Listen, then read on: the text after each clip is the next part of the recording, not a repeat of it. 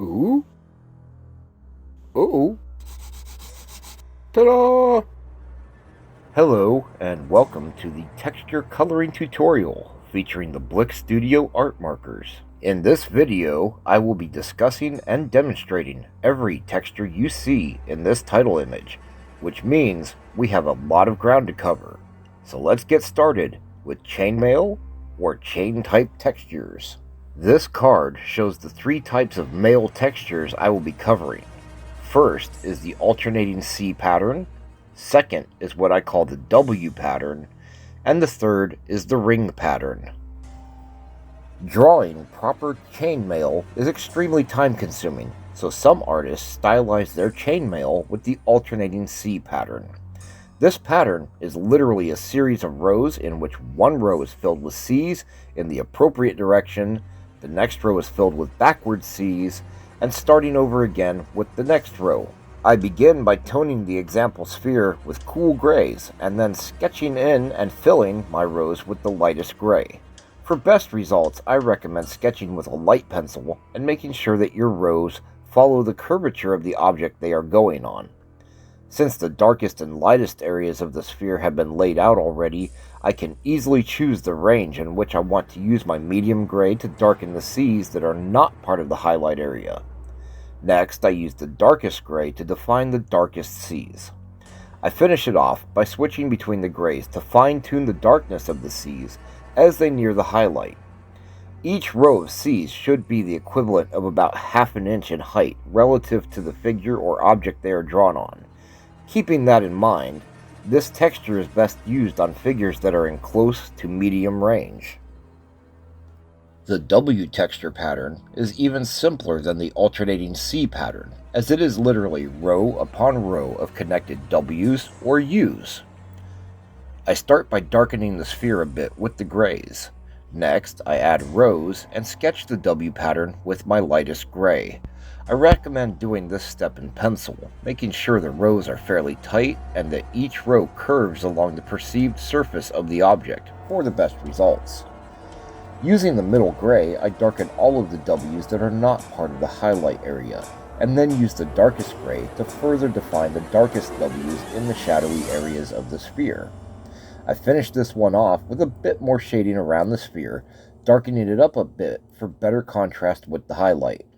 The simplicity of the W pattern makes it best used when figures or objects are in a medium to far range, but if the rows of W's are offset properly, they could also read as overlapping scales in closer objects.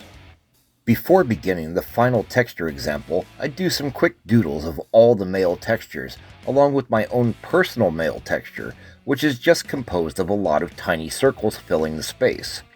This last texture often looks okay in black and white, but doesn't really leave anything to color.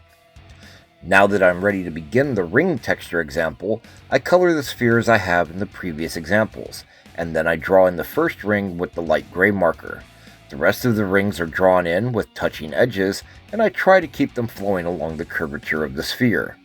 Using the medium gray marker, I outline all of the rings and fill their centers. Switching to the darkest marker, I go over the centers again and decide to darken and thicken the outlines of all the rings as well. I would not say this texture is particularly good, but it is a texture that might prove useful in some situations. Now that we have covered these four mail textures, you should be able to decide whether you want to incorporate them in your own work, and if so, which one is best for your needs. Again, I suggest using the alternating C pattern in close to medium range, the W pattern at medium to long range, and rings in close to medium range. If you would like to share another method of drawing or coloring mail, please do so in the comments section. As a challenge, why not give the scribbly O's a shot and try making them conform to the shape of a sphere or cylinder, and then add color to see how it looks for yourself. I'll give you one bonus tip. Keep the scribbles lighter where the light is hitting them, or don't use them at all in the highlights. Good luck! Moving on to leather textures, I have created 3 examples for this tutorial. Notice that each of the examples on this card are composed from relatively different shapes. This is because leathery skin or hide can come in a variety of textures, and in the realm of fantasy, the only limitation is our own imagination. I begin this example by sketching out a simple shape that I will approximate all over the sphere and color it in with my range of colors. As we have covered previously, using at least 3 colors with a range of values can give a fairly realistic quality to our rendering. Using a pencil, I have sketched in a curving grid similar to the latitude and longitude lines on a globe. These will help in placing the leather pattern around the sphere. Grabbing the darkest of my red markers, I lay in the shadow penumbra of the sphere and begin drawing in the darkest leather shapes of the texture. I use this for 2 rows above the penumbra and a partial row around the edges of the sphere before switching to the medium red marker. After the medium red shapes have been drawn in, I use the orange marker to draw the lightest shapes in the highlight area of the sphere. With all of the shapes drawn in, I shade the sphere, starting with the darkest sections and working toward the lightest area. I make sure to leave a white highlight above and allow some reflected light below the shadow penumbra, as leather is usually somewhat shiny and reflective. Working my way around the sphere, I shade in the leather sections individually and reduce the white highlight to little pieces of the shapes in that area. If we find it appealing, we can also use the colorless blender to lighten portions of additional leather sections for a shinier appearance. Finishing off this example, I add a few dark spots like dents or damage to some of the leather sections, and then use the colorless blender to lighten the side of the dent that would be catching light. Little details like this can really push the 3-dimensional quality of our coloring. A couple of key points to think about while creating a leather texture like this is that the shape will not repeat itself perfectly. In fact, there are some shapes in this example that aren't very close to the original at all. The initial shape is essentially a starting point from which the others are derived, and any damage that the leather might incur during daily use can have an effect on how the texture looks. Think about scratches, erosion from rubbing on other surfaces, caked on dirt, etc. This second leather example uses a more rectangular shape for the leather texture. I begin by coloring in the sample piece, and then sketching a curving grid over the sphere just as before. Using the pencil, I add in the rectangle shapes around the sphere. Notice that the shapes are similar, but not the same, and there are times that I will fill a gap with a different shape altogether. This can help to create a more random, natural texture than a simple, repeating pattern. With everything sketched in, I start outlining from the darkest color to the lightest. I develop this process for efficiency and to keep from losing the texture by starting with a lighter color that disappears once the darker colors start coming into play. Once all of the leather pieces are outlined, I color the whole sphere with the lightest color except for one leather piece which is catching the most highlight. Working through the colors, I shade in the sphere with each successive pass stopping a little further from the highlight. It is worth remembering that creating a gradient from a rich dark color like brown to a bright color like yellow can be difficult and may take several more passes than expected. Patience and subtlety are the key to success in this situation. Once I am satisfied with the overall shading of the sphere, I begin to deepen the shading of individual leather pieces, treating them as slightly raised shapes with narrow, dark crevices between them.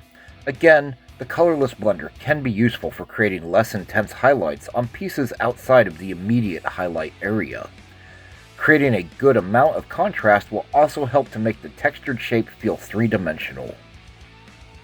The starting shape of this leather texture kind of reminds me of Tennessee, Kansas, or Nebraska.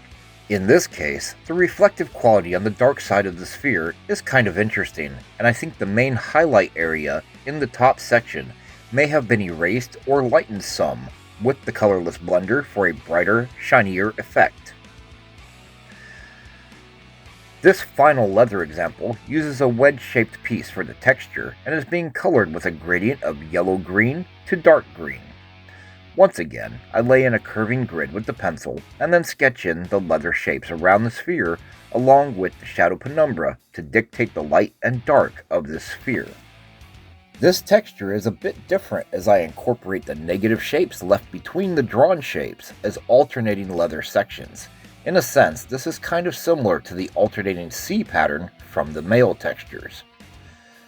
I draw in the shadow penumbra and go over the lines of the leather texture, starting from darkest green and transitioning to the yellow-green nearest to the highlight of the sphere.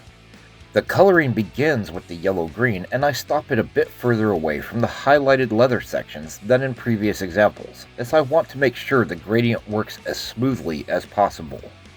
Adding the medium greens, I do my best to maintain a good-sized working area around the highlight for the same reason. Turning my attention to the dark side of the penumbra, I color in the leather sections, leaving light yellow areas in just a few pieces where I want to have some reflected light. I move back toward the highlight, darkening outlines of leather pieces and adding more yellow-green to some in order to fine-tune and break up the large highlight area I initially left open. Finally, I add just a little bit more dark green in and around the shadow penumbra to sharpen and intensify the shadows. I think this wedge shape produced some of the most reptilian looking leather of the three examples. The outlines in the highlight area could probably have been lighter for a more reflective look. Now that we can see all three of these leather textures together, we can compare their general look and feel to decide which we like best, or even if we need to create a different leather texture for our own creatures. The metals we are most likely to be coloring will be either shiny and semi-reflective, or pitted and battle-scarred. In this example, I will show you how to create both. I am not covering chrome here, but I will share that it is even more shiny and reflective. The trick with chrome is to make it reflect the sky or upper environment above the dark horizon line, and the ground or lower environment below the dark horizon line. If you want a tutorial on chrome, let me know in the comments section. This first example is a shiny bluish metal which would commonly be used on steel armor and weapons. It is very important to get the contrast in our metal so that the dark shadows are very dark, while the shiny highlights are sharp and white. I start by establishing the shadow line of the sphere with black. I'm using a scribbly stroke because this area is going to get blended in both directions before defining the sharp black line near the end. The gray is being hatched or feathered out from the black line, as these darker grays are fairly difficult to blend smoothly. Hatching helps to lessen the visual intensity of the grays as they get further from the black and allows more color to show between the strokes. A medium blue is brought in along the dark edges and the outline of the sphere. I use a very pale blue to add color to some of the lighter areas, and cool gray 10% is heavily employed to blend and gray the colors. I am making sure to keep the highlight areas free of color, as they need to be sharp and bright to convey the hard shine of the metal. After several passes of shading and blending, I have really darkened the shadow areas and spread the blue as much as possible. Sometimes it is very difficult to carry a color into a lighter area without overdoing it, and as you can see, hatching will only get us so far towards that goal. Scarred and pitted metal is still metal, so it remains shiny and reflective, but usually at a reduced rate, as the pitting and scarring scatters light differently than a smooth surface. Additionally, those pits and scars will trap dirt and debris, which will further reduce the clean, shiny look of the texture. I start this example by drawing in all the pits and scars I want to include, keeping the dark edge on the top left of the forms and filling them in with a fairly light gray. The example texture is lit from the top left, and that light will shine down onto the forms, causing the higher edge of the pit or scar to cast a shadow into the pit, while the bottom right edge of the scar or pit will catch the light like a highlight. This can be further randomized by rough scars that have clumped metal in places or small crisscrossed cuts. As before, I add the dark shadow line and grays to shape the sphere, allowing some of the pits along the shadow line to remain lighter, as their reflective edge may be casting a small amount of light into the pit. Working my way along the sphere, I increase the darkness near the shadow penumbra and allow the body of the sphere to become lighter near the highlight. The pits and scars in the highlight area are made darker to emphasize the contrast between the smooth surface and damaged areas. As you can see, these two metal spheres look like they might be made of the same metal, but one is very polished and shiny looking, while the other is covered in scars. Adding the occasional detail like dents, scratches, and pits in shiny armor can help to convey the idea that the armor has been used in battle, rather than looking like it is only ever worn for show. Scales are a texture all their own, though they do share similarities with both the mail textures and leather textures we have already covered.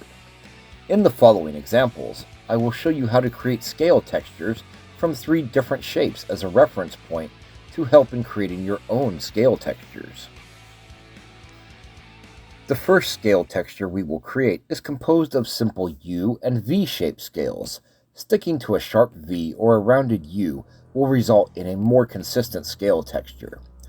The biggest difference between a scale texture and a leather texture is that the scales overlap each other from one row to the next, like armor plates, and they are offset so that gaps between the points or curves of scales on one row define the position of the scales on the next row, and so on. In this example, I am working with a range of greens to yellow, and I start by establishing the shadow line, dark scale outlines, and back edge of the sphere with the darkest green. Switching to a lighter green, I complete the outline of the sphere and add some more scales. The outlines are completed with the bright yellow color, and I color in the entire texture except for the scales in the highlight area. I work on toning in the dark side of the sphere and establishing the darkest values along the shadow line. From there, I work toward the highlight, shading the scales with decreasing intensity as I get nearer and nearer. The highlight area is reduced to a few spots of reflected white on individual scales to finish off this example. Now that this example is complete, we can see how this basic U or V shape creates a common scale texture that feels familiar. Thick, bulky scales will also cast shadows onto the scales that are directly beneath them, leading to a much darker texture coloring. At first glance, this texture is the same as the first, but if you look closely, you will see the difference. These yellow scales have a raised ridge in the center of their V shape, and that raised ridge will catch light and cast shadow a little differently than the last example. I start this example off by sketching in the darkest outlines and the shadow line of the sphere. As I get nearer to the lighter and highlight areas, I switch to a lighter yellow. Next, I add color to the whole sphere, starting with my rich yellow in the dark areas and working into my lightest pale yellow around the highlight area.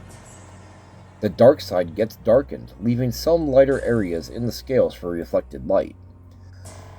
Moving just above the shadow penumbra, I begin adding the shading that is specific to these scales.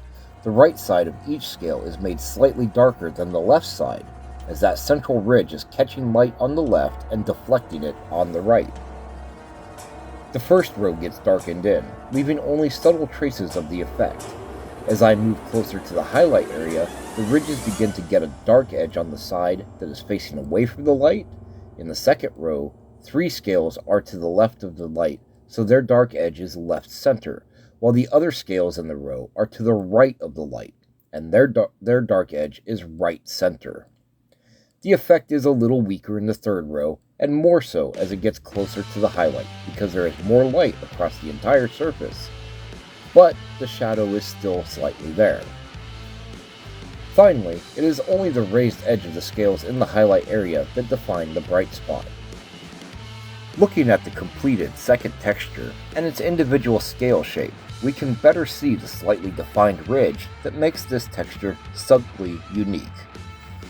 The final scale example of this tutorial is a wide U shape with a rolled outer ridge, while the central space is a smooth bump that catches the light. This texture is being colored in a range of orange, red, and dark red. As I have mentioned previously, I prefer using orange as a light tone in reds rather than pink, but you can use either. Once the shadow line and outlines have been established, I begin by coloring the sphere, except for the highlight, with the orange marker. The middle tone is added with poppy red, which is a fairly light red, but the orange makes it richer, while it also makes the orange a little bit redder. Using the darker reds, I establish the shadow areas of the sphere and begin adding the ridge shape to the scales on the dark side. Also, since the center of each scale is kind of like a bubble, the center is darker on the side further from the light. I continue adding the ridges and shading on the upper half of the sphere, trying to maintain the relative balance of light and dark while moving into areas where the light is becoming more powerful. As you can see in the finished texture, the highlight is mostly caught on the central raised bumps of a few scales, but a couple of scales in the center of the highlight area are also reflecting off of their rolled ridges. In this final look, we can compare the textures together and see how each shape adds its own unique character to the sphere. If you have a favorite scale shape that isn't represented here, let me know. Wood is an interesting texture in its own right, and the examples I demonstrate today are intended for use in wood that has been cut and crafted, such as flooring, beams, etc. Tree bark can be somewhat similar, but can also be completely different, and I highly recommend taking a close look at tree bark as a reference for your own texture work. I felt like the wood textures could use some better color representation in this video, so I filmed new material. First off, I use a circle tool to draw the three spheres and sketch in their shadow forms. This first example is a reddish wood which is still brown but tinged with red tones. I darken in the shadow line and add some of the wood grain with the darkest red. The lighter areas get lines with a lighter brown, and the highlight area is left completely clean as this wood is meant to look polished and reflective with a strong rim lighting effect on the back side, which is why that large back section has been left clear as well. I color and blend the dark section to a medium value and then add the cool blue rim lighting along the back edge. Next, I color in the top section of the sphere, leaving the glossy highlights clear of color. Note that the lighter line work around the highlight has been covered and is either barely visible or gone altogether. I will add that back in as I go. I focus on shading and blending the sphere, getting the colors to transition nicely and making the dark side truly dark. Once that is done, I return to the wood grain. Some of it is still visible and can just be darkened, but some of it has to be recreated as it was lost under the coloring. As a final touch, I use the colorless blender to clean up a couple of areas where I went outside of the circle with my coloring and to lighten a spot of the rim lighting along the back edge. The second wood example uses a set of colors that are more yellow-brown. The wood is still reflective, but not as much as the first example, and instead of having rim lighting, this one will be dully reflecting a violet surface or light. I start by establishing the darkest darks with warm black, which looks like a very dark brown. Next, I add my darkest color, which is antique, a kind of dull yellow-brown, and you can see here that it is not very dark compared to the warm black. These color choices will take some serious blending work. I continue roughing in areas of color with my medium brown and my lightest brown on both the light and dark sides of the sphere. The remaining space on the dark side gets colored in with the violet for the reflected light, and I have to admit, I was worried these color choices might not work out at this stage. Using my lightest brown, I sketch in the wood grain around the entire sphere. At this point, I decide to focus on the dark side in an effort to get the darker values to match my intentions and get that violet knocked down to a subtle reflection. This takes several passes as I slowly work in the darker, richer browns and use the violets and lightest brown to blend the lighter area together. Once I'm satisfied with the results, I start darkening the wood grain on the lighter side of the sphere, using the warm black and antique. My medium brown is more saturated than the antique, and I use it to add a thin color area along the top edges of the warm black lines, but also go over most of the antique lines as well, even venturing a little ways into the highlight area. The lightest brown is used along the medium brown lines and to fill in tiny white areas as I work my way toward the highlight. At this point, the wood grain is starting to look right, and I begin the shading and blending process, working from the shadow line and edges of the sphere toward the highlight. I am trying to work in small, gradual steps to advance the colors as smoothly as possible. Once the sphere has been colored in and the highlight established, I use the darker markers to touch up the shadows and darken in some of the wood grain in the darker areas of the sphere as well as the violet reflected area on the backside. The final example will be a rich wood texture with a matte finish, meaning it has no sharp highlight and a soft reflected light on the back side. I use black to establish the shadow area and start laying in the wood grain in the areas that will be darker. After the last example, I want to make sure I don't lose a lot of the wood grain texture, so I finish off the remaining lines with the dark and medium browns. With all the wood grain in place, I rough in the colors of the sphere. While there won't be an actual highlight, I draw a large circle to mark where the light is going to be the brightest to gradually work the color into. By this point, switching to the dark side and fully shading it before going back to the light side has become my process. I don't really have to leave an area of reflected light in the dark side of the sphere, as some or most matte materials will fade into pure darkness, but I feel like the example looks more interesting this way. Returning to the light side, I start blending the colors toward the light. I know from experience that the transition between middle brown and the light brown is going to be the most difficult, and I endeavor to gradually bring that middle color into the lighter one. In the end, I realized that the outline around my bright spot was a bad idea, because the color transition really can't reach that far without becoming too dark, and I have to leave it as is.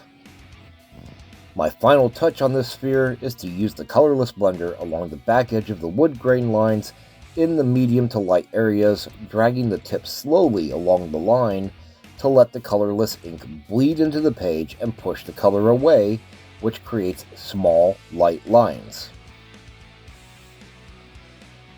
Now you can see each of the wood textures side by side, along with their individual levels of glossiness and reflectivity. Wood can be made up of other colors, either naturally or stained as well, and if you're creating fantasy art like I am, you can do pretty much anything, since your world could be entirely magical. Fur and hair are essentially the same from a coloring point of view, with the biggest difference being that fur is generally clumped together in thick groups, while hair has individual thin strands. Applying fur or hair to a sphere is a challenge in itself. I approach the fur example a little bit differently than the other textures in this tutorial. Using my lightest color, I sketch in the shadow form of the sphere with short strokes and crosshatch a bit in the darker areas. I leave an area of the upper section clear for the main highlight and start working in some slightly darker chunks of shadow with short strokes to help create the tufts of fur. Picking out the edges of tufts, I add in dark edges and shadows starting in the bottom right of the sphere and working my way around. Short directional strokes are probably the most important aspect of creating a hair or fur texture, as they create the illusion of chunks of hair that flow together. It can be very tricky to pick out a chunk or section of hair, so take your time and be patient. By starting with the outer edges of the sphere that I want to be darker, I find it easier to set the boundaries of the hair clump by defining the area just beyond them with my darkest marker. As I get nearer to the top and left side of the sphere, I switch to my medium or slightly less dark marker and continue the process. Getting even closer to the top left, I switch to the next lightest marker, and at this point I become a bit more confident in outlining my clumps. Using my second lightest marker, I draw the edges of all remaining clumps in the sphere so I can begin shading them in and adding hairlines. Again, notice the almost exclusive use of short strokes that usually do not cross the entire clump. The hairlines and shadows are darkest in areas that recede toward the base of the form they are coming out of, and are lightest in the wavy curved center of the form where it catches the most light.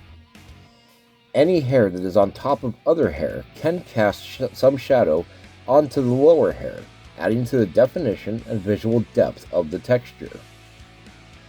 As you can see, my fur example is layered with small clumps at the center, while the clumps further away from the center appear to be lower and longer. When coloring the hair on a person or a long mane on an animal, we will want to treat the flowing length of the form as a single clump. This video is not meant to be all-inclusive of textures, but it should give you an idea of how to create and color textures with alcohol markers and maybe inspire you to go out and look at other interesting textures in the real world for use in your coloring. Next week, I will be demonstrating most of these textures on a coloring page, but in the meantime, some of them have already been teased in my previous coloring demonstrations. Wrapping up, I want to welcome all of the new subscribers to the channel. I really appreciate you coming and watching my videos, and thank you to my Patreon patrons. Lastly, if you want to get a copy of my fantasy coloring book, which is where all of the coloring demonstrations come from, it can be purchased as a PDF from my Patreon page, or you can get the download for no additional fee when becoming a patron at patreon.com/EricPerkinsArtist. Thanks again. I hope to see you next week for the texture coloring demonstration.